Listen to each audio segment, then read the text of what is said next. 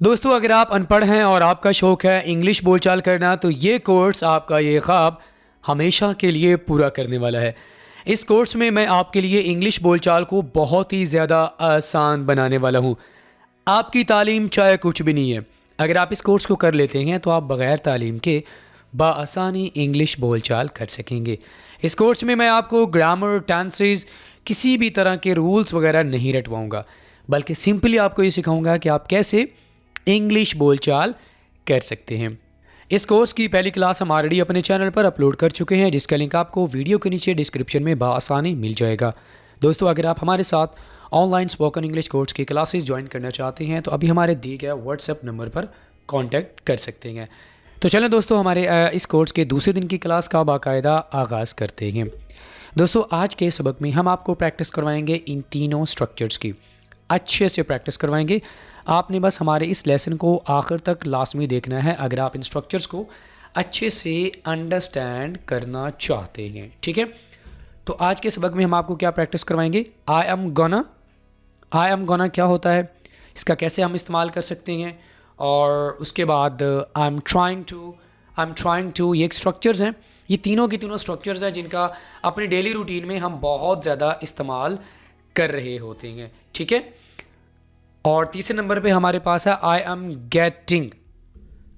Getting plus noun plus adjective. तो ये तीनों स्ट्रक्चर्स आपको 100% क्लियर हो जाएंगे। आपने हमारे इस लेसन को आखिर तक लाजमी देख लेना है, ठीक है। तो अब ज़रा वन बाय वन हम इसको स्टार्ट कर लेते हैं। ओके, तो सबसे पहले हम बात कर लेते हैं आई एम गोना की। आई एम गोना के साथ हम वर्ब की पहली फॉर्म का इस्तेमाल करेंगे, ठीक है। आई एम गोना के साथ वर्ब की पहली फॉर्म यानी सिंपल जो फॉर्म होती है, जो बेस फॉर्म होती है, हम उसका इस्तेमाल करेंगे आई एम गोना के साथ, वर्ब की पहली फॉर्म, ठीक है। इसका इस्तेमाल कहाँ पर करेंगे वो भी देख लेते हैं। जब आपने ये कहना हो कि कोई काम आप करने लगे हैं, अभी तक आपने किया नहीं है, ये बात याद रखिएगा, अभी तक आपने उस काम को किया नहीं है बल्कि आप काम को करने लगे हैं, तो उसके लिए आप आई एम गोना का इस्तेमाल कर सकते हैं। फॉर एग्ज़ाम्पल, मैं इंग्लिश सीखने लगा हूँ, I am gonna learn English. मैं ऑफिस जाने लगा हूँ, I am gonna go my office, I am gonna go my office.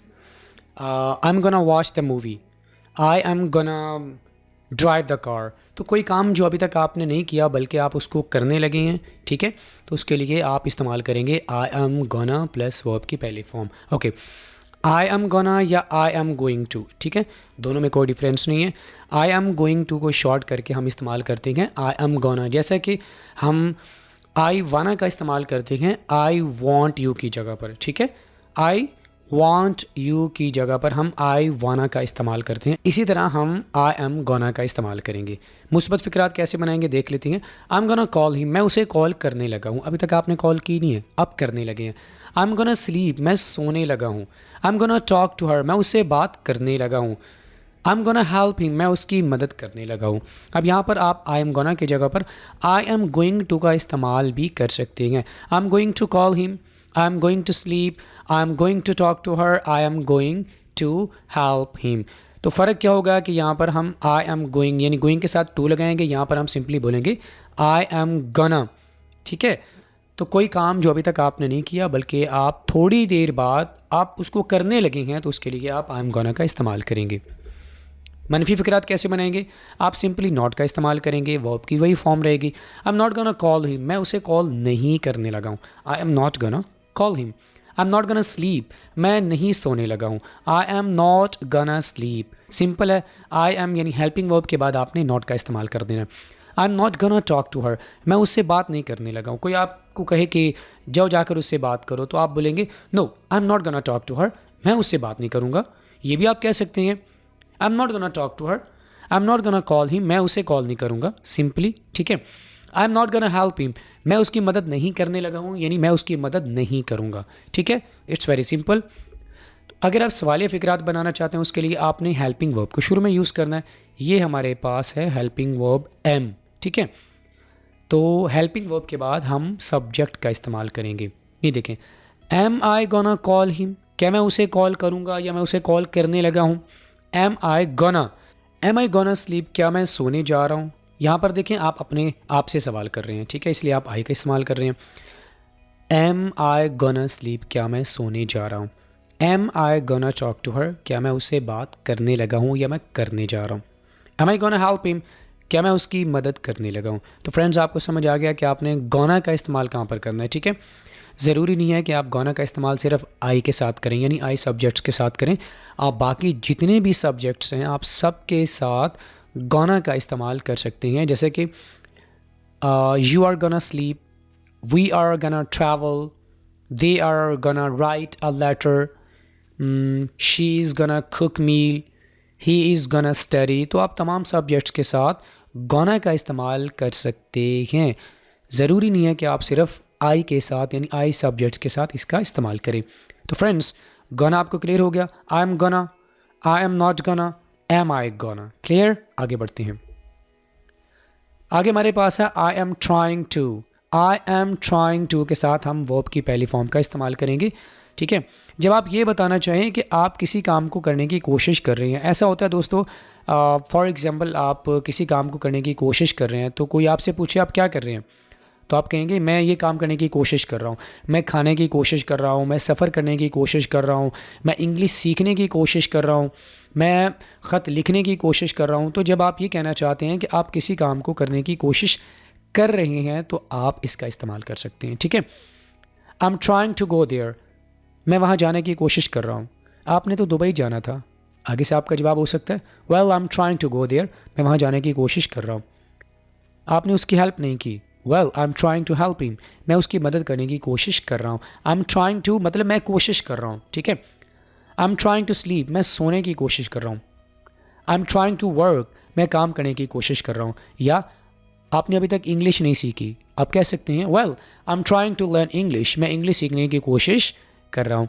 तो आई एम ट्राइंग टू का इस्तेमाल कहाँ पर होगा, जब आप ये बताना चाहते हैं कि आप किसी काम को करने की कोशिश कर रहे हैं। कोशिश कर रहे हैं यानी हुआ नहीं है, यानी काम अभी तक हुआ नहीं है बल्कि आप करने की कोशिश कर रहे हैं, तो उसके लिए आप आई एम ट्राइंग टू का इस्तेमाल करेंगे, ठीक है। I am trying to go there, I am trying to write a letter, I am trying to cook meal, I am trying to learn English, I am trying to ride the bike. तो आप बहुत सारे examples खुद से बना सकते हैं, ठीक है। मनफी फ़िक्रात कैसे बनाएंगे, आई एम प्लस नॉट, यानी आप नॉट का इस्तेमाल करेंगे। Simple, I am not trying to go there, मैं वहाँ जाने की कोशिश नहीं कर रहा। I am not trying to go there, I am not trying to help him, मैं उसकी मदद करने की कोशिश नहीं कर रहा। I am not trying to help him, I am not trying to sleep, मैं सोने की कोशिश नहीं कर रहा हूँ। I am not trying to work, मैं काम करने की कोशिश नहीं कर रहा। सिंपल है, आई एम के बाद आपने नॉट का इस्तेमाल करना है, ठीक है। सवाल फ़िक्रा बनाने के लिए आप क्या करते हैं, हेल्पिंग वर्ब को आप शुरू में यूज़ करेंगे। तो हेल्पिंग वर्ब यहाँ पर क्या है, एम आई ट्राइंग टू, तो एम का इस्तेमाल शुरू में करेंगे। Am I trying to go there, क्या मैं वहाँ जाने की कोशिश कर रहा हूँ। Am I trying to help him, क्या मैं उसकी मदद करने की कोशिश कर रहा हूँ। Am I trying to sleep, क्या मैं सोने की कोशिश कर रहा हूँ। Am I trying to work, क्या मैं काम करने की कोशिश कर रहा हूँ। It's very simple, okay. तो यहाँ पर एक और चीज़ सीख लें कि आप इसका इस्तेमाल सिर्फ एम यानी आई सब्जेक्ट के साथ नहीं करेंगे, बल्कि आप बाकी सब्जेक्ट्स के साथ भी इसका इस्तेमाल कर सकते हैं। सब्जेक्ट चेंज होगा तो हेल्पिंग वर्ब भी चेंज हो जाएगा। वो किस तरह, she is trying to cook, यहाँ पर शी के साथ इसका इस्तेमाल हो रहा है, वो पकाने की कोशिश कर रही है। He is trying to play, वो खेलने की कोशिश कर रहे हैं। We are trying to run, हम भागने की कोशिश कर रहे हैं। We are trying to run. You are trying to drink, तुम पीने की कोशिश कर रहे हो, ड्रिंक मीन पीना, ठीक है। You are trying to drink. They are trying to write, वो लिखने की कोशिश कर रहे हैं। तो आप इसका इस्तेमाल तमाम सब्जेक्ट्स के साथ कर सकते हैं। आगे दोस्तों हमारे पास है स्ट्रक्चर आई एम गेटिंग, उसके साथ आप नाउन या एडजेक्टिव का इस्तेमाल कर सकते हैं, ठीक है। I am getting, I am getting इस्तेमाल कहाँ पर होगा, किसी चीज़ को आप हासिल करना चाहते हैं, कोई मिल्कियत की बात करना चाहते हैं, या आप अपनी कोई कंडीशन के बारे में बताना चाहते हैं, तो उसके लिए आप आई एम गेटिंग का इस्तेमाल कर सकते हैं। आई एम गेटिंग के साथ आप नाउन या एडजेक्टिव का इस्तेमाल करेंगे, ठीक है। वर्ब का इस्तेमाल आप नहीं करेंगे तो आप किसी और सिचुएशन में करेंगे, वो आपको मैं बता देता हूँ, ठीक है। I am getting plus noun plus adjective कहाँ पर इस्तेमाल करेंगे, कोई चीज़ हासिल करना चाहते हैं या आप हासिल कर रहे हैं, कोई मिल्कियत की बात करना चाहते हैं या कोई अपनी कंडीशन के बारे में बात करना चाहते हैं। मेरी शादी हो रही है, आई एम गेटिंग मैरिड। अगर आप वर्ब का इस्तेमाल करना चाहते हैं तो आप ईडी साथ में लास्ट में लगाएंगे, यानी ये पास्ट पार्टिसिपल बन जाता है, ये वाला जो वर्ड होता है ना, ठीक है। जब आप वर्ड के साथ यानी ईडी का इस्तेमाल हम कहाँ पर करते हैं, जब आप पास्ट में कोई बात करना चाहते हैं। तो इसी तरह अगर आप प्रेजेंट में बात करना चाहते हैं गेट के साथ, गेटिंग के साथ, तो आप बोलेंगे आई एम गेटिंग मैरिड, मेरी शादी हो रही है। मतलब क्या होगा, आई एम गेटिंग मैरिड। मुझे गुस्सा आ रहा है, आई एम गेटिंग एंग्री। आपको मैंने बताया था कोई आपने अपनी हालत बतानी हो तो आप इसका इस्तेमाल कर सकते हैं। I am getting mad, I am getting confused. ये देखें वर्ब है, उसके साथ आपने ईडी लगा दिया। आई एम गेटिंग कन्फ्यूज्ड, मैं परेशान हो रहा हूँ। I am getting confused. I am getting a bike, मैं नया बाइक ले रहा हूँ। आई एम गेटिंग सिक, मैं बीमार हो रहा हूँ। आई एम गेटिंग का इस्तेमाल कहाँ पर करना है, आई होप आप अच्छे तरीके से अंडरस्टैंड कर चुके होंगे। आप वर्ब के, अगर आप वर्ब का इस्तेमाल करना चाहते हैं, सिंपली आप ये तो नहीं कहेंगे आई एम गेटिंग मैरिड, तो ये गलत हो जाएगा, ठीक है। तो आप अगर इस्तेमाल करना चाहते हैं तो आप डी या ईडी वर्ब के साथ लाजमी लगाएंगे। आई am getting married, I am getting confused. तो इस तरह आप वर्ब का इस्तेमाल, और हर वर्ब का इस्तेमाल भी इसके साथ नहीं होगा, आप सिचुएशन के मुताबिक इसके साथ इस्तेमाल कर सकते हैं, ठीक है। मनफी फ़िक्रात बनाने के लिए आप नॉट का इस्तेमाल करेंगे। आई am not getting well. Well ये एडजेक्टिव है, ठीक है। I am not getting well, मैं अच्छा नहीं हो रहा। आपकी तबीयत कैसी है, I am not getting well. I am not getting angry, मुझे गुस्सा नहीं आ रहा। I am not getting angry. I am not getting sad, मैं दुखी नहीं हो रहा। I am not getting sad. I am not getting a bike, मैं नया बाइक नहीं ले रहा। मैंने सुना है कि आप नया बाइक ले रहे हैं, तो आगे से आप कह सकते हैं well I am not getting a bike, मैं नया बाइक नहीं ले रहा, ठीक है। सवालिया कैसे बनाएंगे, एम आई गेटिंग, एम का इस्तेमाल शुरू में करेंगे। एम आई गेटिंग वेल, क्या मेरी तबीयत ठीक हो रही है, क्या मैं अच्छा हो रहा हूँ। एम आई गेटिंग एंग्री, क्या मुझे गुस्सा आ रहा है। Am I getting angry. Am I getting sad, क्या मैं दुखी हो रहा हूँ। Am I getting sad. Am I getting a bike, क्या मैं नया बाइक ले रहा हूँ। इट्स वेरी वेरी सिंपल, ठीक है। तो आप बाकी जो सब्जेक्ट्स हैं उनके साथ भी इसका इस्तेमाल कर सकती हैं। तो आपको मैंने पहले भी बताया था, सब्जेक्ट चेंज होगा तो हेल्पिंग वर्ब भी चेंज हो जाएगा। शी के साथ आप इसका इस्तेमाल करेंगे। शी इज़ गेटिंग ड्रेस्ड, ये देखें आपको मैंने बताया था आप वर्ब के साथ डी या ईडी लगा सकते हैं, लेकिन आप वर्ब का इस्तेमाल इस तरह करेंगे। आई एम गेटिंग ड्रेस्ड भी कह सकते हैं, या शी इज़ गेटिंग ड्रेस्ड, वो तैयार हो रही है। ही इज़ गेटिंग रिकवर्ड, अब यहाँ पर अगर आप ये कह दें ही इज़ गेटिंग रिकवर, तो आपका सेंटेंस गलत होगा, ठीक है। आप यहाँ पर डी या ईडी का इस्तेमाल कर सकते हैं। He is getting recovered. They are getting tired, ये देखें tired, they are getting tired. We are getting a job, noun का इस्तेमाल कर रहे हैं। We are getting a job. You are getting ready to leave, you are getting ready to leave. तो friends आपको समझ आ गया कि आप getting, I am getting, you are getting, they are getting, तो इसका इस्तेमाल हम कहाँ पर कर सकते हैं, जब आप किसी मलकियत की बात करना चाहते हैं कि मैं उस चीज़ को ले रहा हूँ, या आप अपनी सिचुएशन की बारे में बात करना चाहते हैं कि मैं थक रहा हूँ, कोई सिचुएशन आपके साथ हो रही है, ठीक है, या आप कोई चीज़ नहीं ले रहे हैं, तो इस सिचुएशन में आप इसका इस्तेमाल कर सकते हैं, ठीक है। अब दोस्तों चूँकि आपने हमारे लेसन को अच्छे से देख लिया है, तो अब आपने क्या करना है, ये आपके सामने तीनों स्ट्रक्चर्स हैं, आपने इन तीनों स्ट्रक्चर्स को 3-3 सेंटेंसेस बनाने हैं और नीचे कमेंट बॉक्स में आप सेंड कर सकते हैं।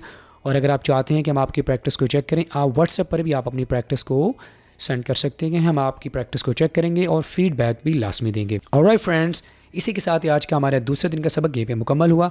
आई will see you in the lesson number 3। Till then, अल्लाह हाफिज़।